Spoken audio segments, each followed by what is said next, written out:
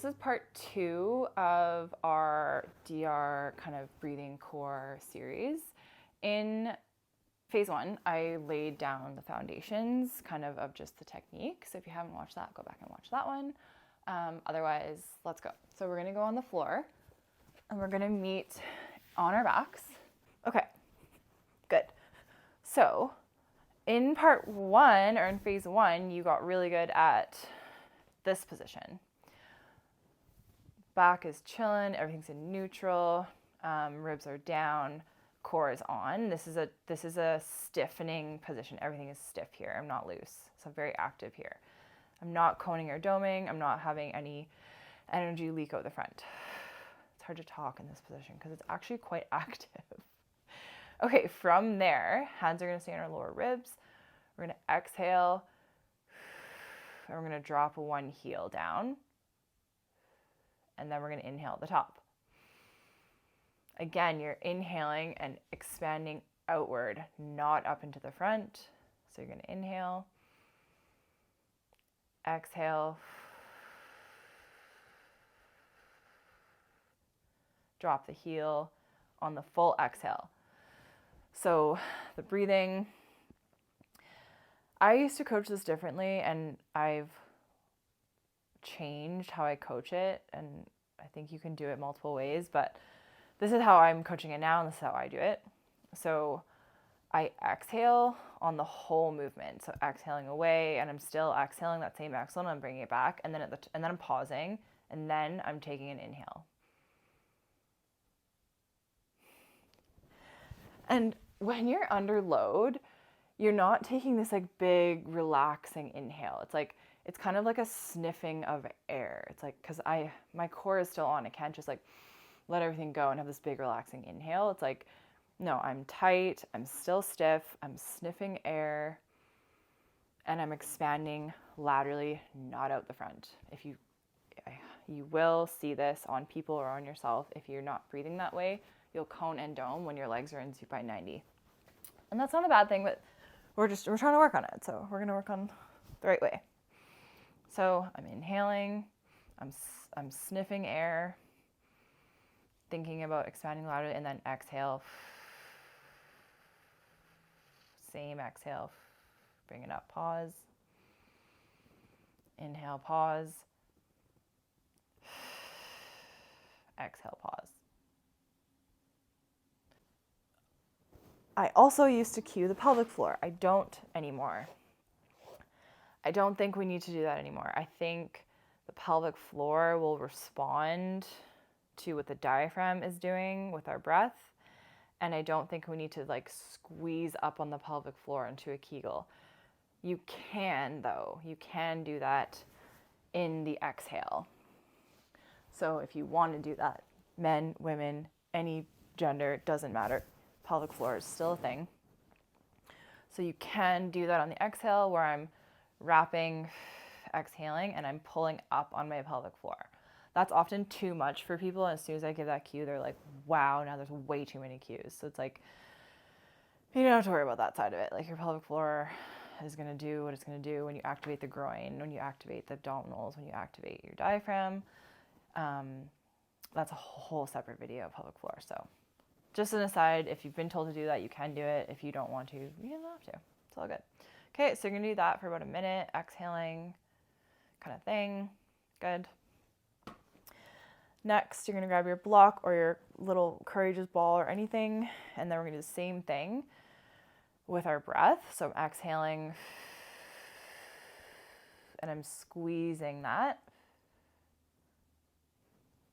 and I'm inhaling at the bottom. Lateral inhale into the lower ribs, squeeze, exhaling, lift. If you want a little bit more, you can lift one leg. Everything's the same. Inhale, exhale, squeezing that down. Do that a few reps on both sides. That is not easy.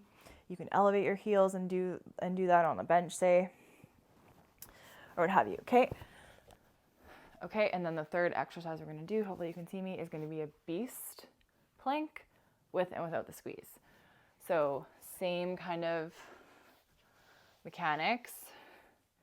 We're inhaling into our side ribs, exhaling, tucking our toes, lifting our knees a couple inches. And what I didn't do is I didn't crunch to get the core on. I didn't go like this, which you'll see a lot. People will try to crunch to get that same stiffness. No, it's no crunch. It's inhale down, exhale up.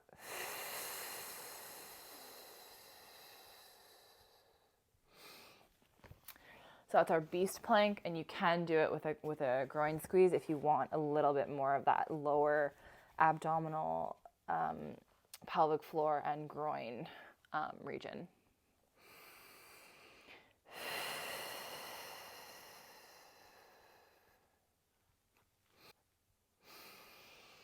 Okay, progressions, or you can stay up in the plank, so you don't have to go down and up with the breath. You can just stay up. Say you want to hold plank for 30 seconds.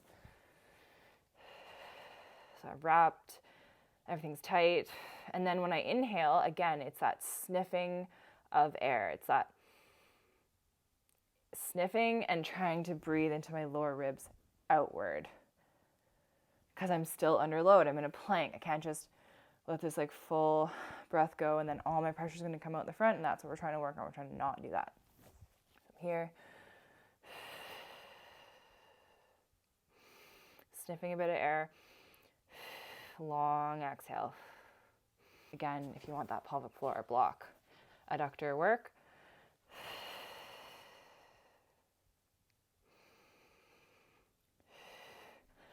really good phase 1 groin strain, any adductor work, pubic symphysis stuff can usually handle that one. Okay, so we did our dead bugs, we did the bridge with a groin squeeze, double leg, single leg, and then flipped it over and did beast plank with or without a block.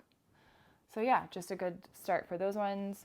And then of course you can just start strength training and moving after that, but just kind of using those same principles. If I was doing like chops, I'm doing that same breathing pattern. If I was doing pull-off press stuff, I'm doing that same breathing pattern. Sniffing air when I'm under load, breathing laterally, bringing everything to center, midline, using my obliques, using my transversus, and not crunching to get that stability.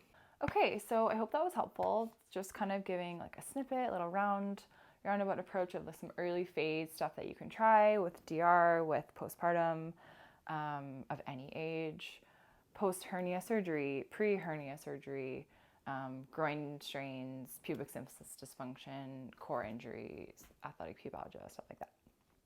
So if you have any questions, please let me know. If you want to know more, if you want to know what to do next, like more dynamic stuff, yeah, let me know. But other than that, thanks for watching and have a great day.